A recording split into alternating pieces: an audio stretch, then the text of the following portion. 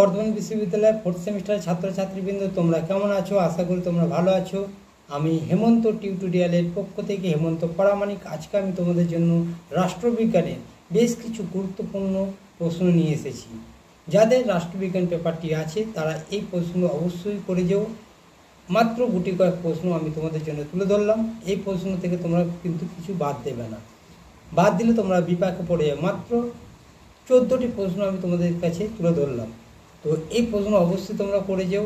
আর ভিডিওটা স্কিপ করে দেখবে না। কেন ভিডিওটা স্কিপ করে দেখবে না?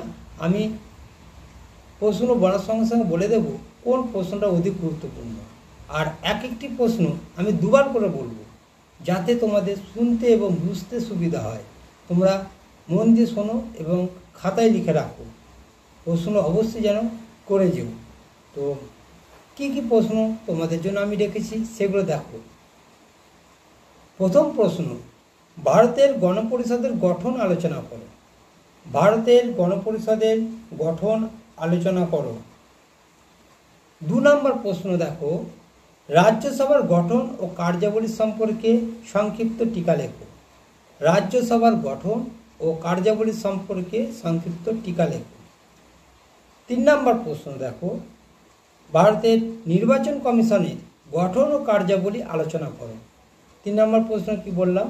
ভারতের নির্বাচন কমিশনের গঠন ও কার্যাবলী আলোচনা করো। 4 নম্বর প্রশ্ন দেখো, কেন্দ্র ও রাজ্যের মধ্যে আইনগত ও অর্থনৈতিক সম্পর্ক আলোচনা করো। কেন্দ্র ও রাজ্যের মধ্যে আইনগত ও অর্থনৈতিক সম্পর্ক আলোচনা করো। প্রশ্নটা তোমাদের এভাবেও দিতে পারে যে কেন্দ্র ও রাজ্যের মধ্যে আইনগত সম্পর্ক আলোচনা করো, অথবা প্রশ্নটা এভাবেও আসতে পারে কেন্দ্র ও রাজ্যের মধ্যে অর্থনৈতিক সম্পর্ক আলোচনা করো। তো প্রশ্নটা ভীষণ গুরুত্বপূর্ণ একটা আসবে। 5 নম্বর প্রশ্ন দেখো, রাষ্ট্র পরিচালনায় নির্দেশমূলক নীতিগুলি আলোচনা করো।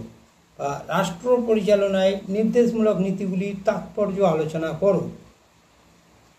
6 নম্বর প্রশ্ন দেখো, মৌলিক অধিকার ও নির্দেশমূলক নীতির মধ্যে পার্থক্য লেখো। মৌলিক অধিকার ও নির্দেশমূলক নীতির মধ্যে পার্থক্য লেখো। এখানে প্রত্যেকটা প্রশ্নই কিন্তু গুরুত্বপূর্ণ, কোনো প্রশ্ন কিন্তু বাদ দেওয়া যাবে না। যেমন ধরো 5 নম্বর প্রশ্নটা বলেছি যে রাষ্ট্র পরিচালনায় নির্দেশমূলক নীতি তাৎপর্যগুলি লেখো। আবার 6 নম্বর প্রশ্ন বলেছি মৌলিক অধিকার ও নির্দেশমূলক নীতির পার্থক্য লেখো। এই দুটো প্রশ্নের মধ্যে একটা আসবে, তাহলে তোমাকে কিন্তু বাদ দিলে হবে না। 7 নম্বর প্রশ্ন দেখো, ভারতের সংবিধানের প্রধান প্রধান বৈশিষ্ট্য আলোচনা করো। 7 নম্বর প্রশ্ন কি রেখেছি? ভারতের সংবিধানের প্রধান প্রধান বৈশিষ্ট্যগুলি আলোচনা করো। 8 নম্বর প্রশ্ন দেখো, ভারতের দল ব্যবস্থার 4টি চারিত্রিক বৈশিষ্ট্য লেখো। ভারতের দল ব্যবস্থার 4টি চারিত্রিক বৈশিষ্ট্য লেখো। 9 নম্বর প্রশ্ন দেখো, তোমাদের জন্য কি রেখেছি? 14 নম্বর ধারায় সাম্যের অধিকার ও শাসনতান্ত্রিক প্রতিবিধানের অধিকার আলোচনা করো। 14 নম্বর ধারায় সাম্যের অধিকার ও শাসনতান্ত্রিক প্রতিবিধানের অধিকার আলোচনা করো। প্রশ্নটা এইভাবেও আসতে পারে, 14 নম্বর ধারায় সাম্যের অধিকার আলোচনা করো। আবার প্রশ্নটা এভাবেও দিতে পারে, 14 নম্বর ধারায় শাসনতান্ত্রিক প্রতিবিধানের অধিকার আলোচনা করো। অতএব দুটো খুব ভালো করে দেখে যাও, একটা আসবেই, খুব ভালোভাবে দেখে যাও, একটা আসবে। 10 নম্বর প্রশ্ন দেখো, ভারতের যে কোনো অঙ্গরাজ্যের হাইকোর্টের গঠন ও কার্যাবলী আলোচনা করো। ভারতের যে কোনো অঙ্গরাজ্যের হাইকোর্টের গঠন ও কার্যাবলী আলোচনা করো। ভীষণ গুরুত্বপূর্ণ প্রশ্ন, আসার সম্ভাবনা প্রবল তোমাদের। 11 নম্বর প্রশ্ন দেখো, তোমাদের 11 নম্বর প্রশ্নটা আমি ক্ষমতা কার্যাবলী রেখেছি। ক্ষমতা কার্যাবলী রেখেছি। এখানে কার কার ক্ষমতা কার্যাবলী করবে? লোকসভা স্পিকারের করবে, রাষ্ট্রপতি করবে, প্রধানমন্ত্রী করবে, রাজ্যপালের করবে।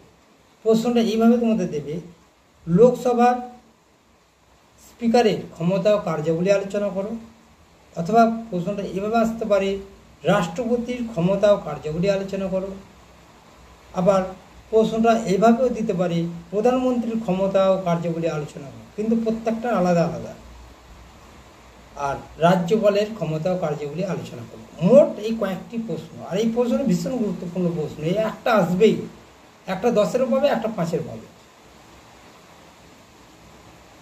একটা তোমাদের দেবেই। তবে আমার মনে হয় একটা 10-এর দেবে, একটা 5-এর দেবে, হয়তো রাজ্যপালটা তোমাদের 5-এর দিয়ে দিতে পারে। তো যাই আসো, এই ক্ষমতা কার্যাবলী করবে, এর মধ্যে তোমরা কমন পেয়ে যাবে। তাহলে এইখান থেকে তোমরা এটা পাচ্ছ। আবার মানে হাইকোর্ট খুব আসার সম্ভাবনা প্রবল। আবার সাম্য যেটা বলেছি 14 নম্বর ধারায় 2টো অধিকার বলেছি, সেই 2টো অধিকার ভীষণ গুরুত্বপূর্ণ প্রশ্ন, একটা আসবেই। আর মৌলিক অধিকার নির্দেশমূলক নীতি আর রাষ্ট্র পরিচালনা, মানে 5 আর 6 এই দুটোর মধ্যে একটা আসবে, ভীষণ গুরুত্বপূর্ণ প্রশ্ন। আর 4 নম্বর প্রশ্নটা আইনগত অর্থনৈতিক, একটা আসবেই। তো এই প্রশ্নগুলো। আর রাজ্যসভা গঠন কার্যবলী সম্পর্কে আলোচনা করো, দেখেছ গুরুত্বপূর্ণ আছে, ভালোভাবে দেখেছি। তো মাত্র এই কয়েকটি প্রশ্ন তোমাদের কাছে আমি তুলে ধরলাম। অবশ্যই করতে হবে, এই প্রশ্ন বাদ দিলে হবে না। প্রশ্ন বাদ দেওয়া মানে তোমরা নিজেরাই বিবেকায় পড়ে যাবে। প্রশ্নগুলো পেয়ে যদি তোমরা মনে করো আমাদের উপকার লেগেছে, কাজে লেগেছে, অবশ্যই চ্যানেলটিকে সাবস্ক্রাইব করে রাখবে। আর পরবর্তী ভিডিও পাওয়ার জন্য নোটিফিকেশানটা অল করে রাখবে, যাতে এরপরে সাজেশান তোমরা সহজেই পেয়ে যাও। তো লাইক করো আর কমেন্ট করো, কমেন্ট করতে কিন্তু ভুলো না। আর কমেন্ট কিন্তু কমেন্টের মতন করো, এমন কমেন্ট করো না যাতে আমরা বিব্রত হই। তোমরা ভালো থেকো, সুস্থ থেকো, ভালোভাবে প্রিপারেশন নাও। ধন্যবাদ।